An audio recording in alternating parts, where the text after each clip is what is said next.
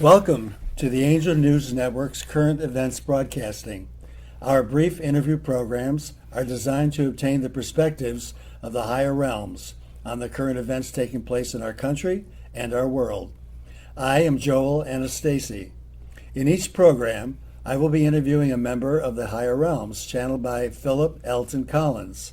Philip and I are co-founders of the Angel News Network. Good morning, Philip. Hello, everyone. Give me one moment to go into trance, and I will be connected with Ascended Master Saint Germain. Greetings, beloved friends, beloved students, beloved humans, waking up and becoming conscious of who you are and why you are here. Here we are connecting once again with the International Day of the Woman.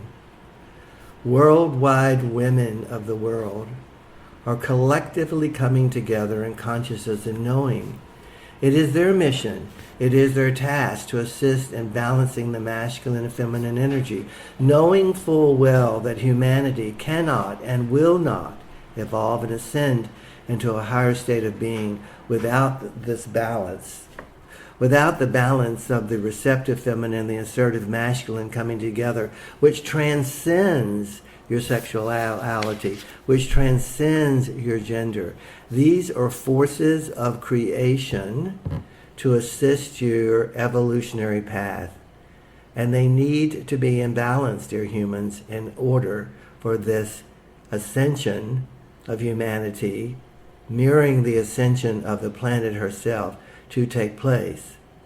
The women inherently know that they must take the lead, that they can no longer be dealt with as less than. They can no longer be subjugated. For dear humans, stop and pause for a moment. None of you would be within this physical dense format of humanity without going through the human feminine body. The reproductive organs of the female body are the gateway from the spiritual world to the earthly world. The organs, the birth canal of a woman is the gateway from the spiritual world to the earthly world. This pathway, this divine pathway, needs to be honored, needs to be celebrated, and at a minimum be put into balance with the masculine and the feminine energies. The other topic that we will discuss forthrightly at this time as we celebrate the feminine energy is exactly what is taking place with this world pandemic that has caused the world to come together in unity and stop and ask itself, what is the meaning, value, and purpose of such a pandemic? Realizing that it originated from one of the most repressive non-human rights communistic regimes on the planet, China. And it is radiating out into the world, affecting all markets, financial, emotional, and physical, for you to all realize your vulnerability with such a pandemic. And remembering these life forms, these viruses, which are dependent upon the human body to survive, are of your creation. They are of your thoughts, your emotions that have created them to bring you into a unified field of consciousness, to realize that you all are diversified versions of one another, and you all need one another, and what affects one affects all. So this is the purpose, this is the meaning, this is the value of this. So as fear assumes itself, as people fall into fear, as there is chaos as to what is happening, understand through chaos comes the creation of a new pathway, a new unified field of consciousness, of oneness. And at the base of all this, the foundation of all this, for those who choose to leave this earthly plane as a result of the pandemic, remember, dear humans, there is no such thing as death. You simply transition from your physical form into your eternal spiritual form. You cannot die. You are an eternal spiritual being. So with these two foundations of the balance of the feminine energy, the pandemic is taking place and how it's affecting your daily lives, let us begin discussing our current events. Good morning, St. Germain. Thank you for joining us today. Good morning, everyone. You've combined a couple of key subjects that I wanted to talk about today. I did not know it was the International Day of the Woman. I had asked Philip if this was a special day of some sort. We didn't know. It took place on your Sunday, and the energy of that celebration, of that consciousness, is still radiating out into humanity.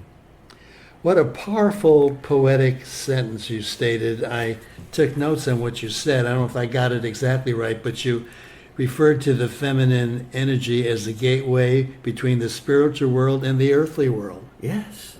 None of you would be here without that gateway. Well, of course, I knew that, but what a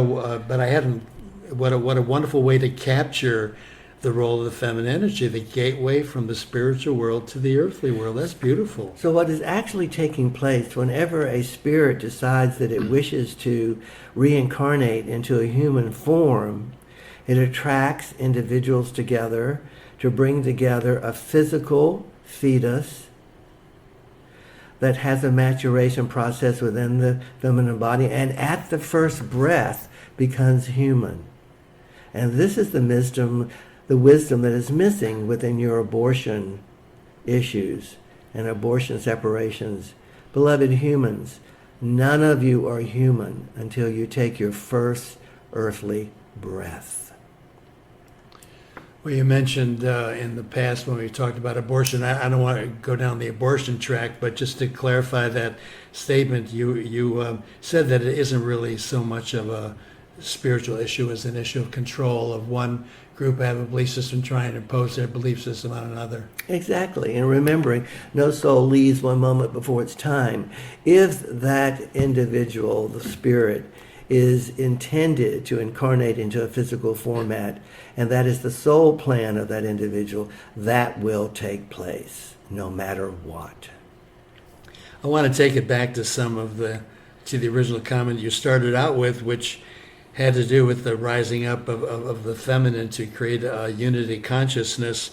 You know, I'm going through all of our discussions that have led up to the creation of our book, The Refounding of America, our discussions that began 3 years ago. And you're talking about the rising up of the feminine energy, and you were referring to that 3 years ago exactly right now, March of 2017. I want to just quote something from what you said. You said that the ground swelling, meaning of the feminine energy, is taking place, and that beyond the demonstrations we were seeing, these individuals must participate and run for office themselves. It is up to the women of the world to rise up, which they are, and simply say, enough. They are actually a majority of the population. It is time that the majority have a voice, not only the feminine energy, but that the majority have a voice in these United States.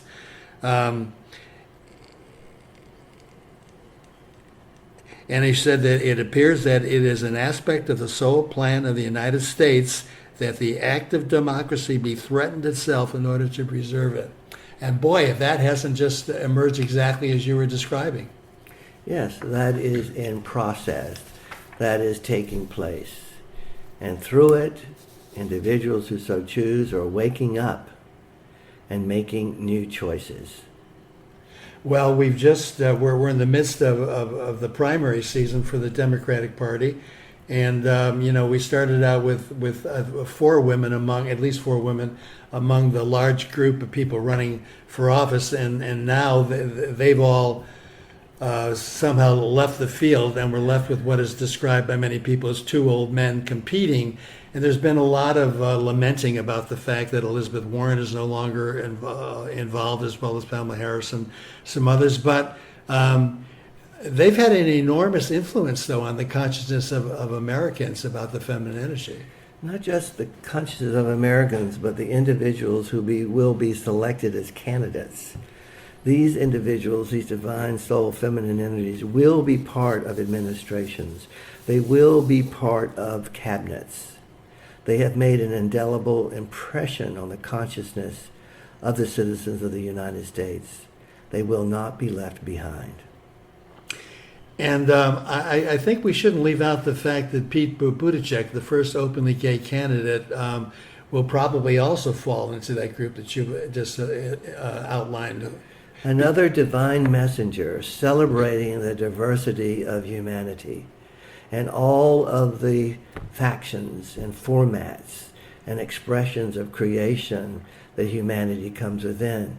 As we have discussed in the past, you're just beginning to wake up and understand the diversity of the gender issues and the sexuality issues in being human. They are not as they have been explained in the past. They are a little more complex. There are 5 or 6 genders and subversions of genders and sexual expression within that humanity is beginning to express, not judge, embrace in the celebration of the diversity of being human, remembering you are each other in disguise. No matter how different it may appear, behind that mask, behind that disguise is the same energetic, soulful, spiritual expression of being love. And I think to more fully understand, when we're talking about the feminine and the masculine energy, we need to define that a little more clearly. It isn't just women that have the feminine energy. That feminine, explain where the feminine energy shows up. One of the first things that takes place as ascending into the ascended mastership realm, which we are a pathway for all humanity, is balancing that within ourselves. We of the ascended mastership realm, even though we are depicted often in masculine format, we are a balance of the two energies, and all higher realms are a balance of the two, because there is no gender issues. There is no male and female. There is a oneness of energy, a oneness of beingness, which you are aspiring to become. Can we, I'd like to talk a little bit about connecting what you just said, to talk a little bit about who the main candidates now are for the nomination for the presidency under the Democrats. We've got Bernie Sanders and Joe Biden. What observations might you make about these two characters? Humanity right now, particularly the citizenry of the United States, needs to take a half step before a whole step. So one of the individuals is a little more radical and progressive in your language than the other. So it is a matter of what individuals resonate and discern with. Some see it an easier step to take a half step before a whole step into the programs that can support the process of having a democratic government. Others wish to be, in your vernacular, more radical and see time running out on the changes that need to take place, such as climate change and equality and equal pay and minimum wage and health coverage. So it's a matter of what the populace at whole is willing to assimilate and to accept in the choices that they make. Do they want to take a half step before the whole step, or take a whole step now? Do you understand? I understand exactly. It's interesting. You sort of reinforced. I heard a conversation on National Public Radio, and there was this commentator. Apparently, he was a black man, and he was talking about his aunt, who was a college-educated lady who lives in the South, and she was explaining why the blacks voted so strongly for Biden, and she said essentially that, let's get normalcy and balance first, and then we can move from that to create some of the more, the larger, more radical changes. And remember, progression and ascension is not always a straight path forward. It's one of the reasons you're experiencing what you're experiencing with your executive and your governmental senate at this time. Sometimes you need to take a step back to gain perspective, to make better choices for the future in order to go forward. Well, we're seeing chaos going on in the financial markets, and there's a big contingent of men, perhaps mostly white men, because they dominate the power of the financial markets, who who basically were more concerned about protecting their interests. And I was hearing a number of them saying that they were so concerned about the possibility of higher taxes under the Democrats that they would be voting for Trump. They didn't seem to have any concern for what Trump was doing to our democracy. Now that the financial markets are being shaken, I wonder whether or not that point of view will be shaken too. And perhaps that's the reason they're being shaken. Is to allow these individuals to know that they're not in control, that they cannot control what they did not create. And this is taking place in order to shift people's awareness and to shift people's consciousness, perhaps to make a better choice if they so choose in their free will. Well, I certainly see people being shaken, and their confidence shaken, because I watch on television normally these kind of strutting, arrogant, mostly white guys who seem to be so in charge and so knowledgeable about what makes markets work and economies work and so on. They don't know what to say now because they don't have any answers. They are having to surrender to the unknown. They're having to surrender to the ego mask of thinking that you know. They're surrendering to the probabilities and the possibilities of unknowingness is what is taking place. And that is the reason it is taking place, because it also is creating a unified field of consciousness that those who think they're in control, those who think that they know, are actually having to admit to themselves and even publicly, I do not know. And allowing that to be.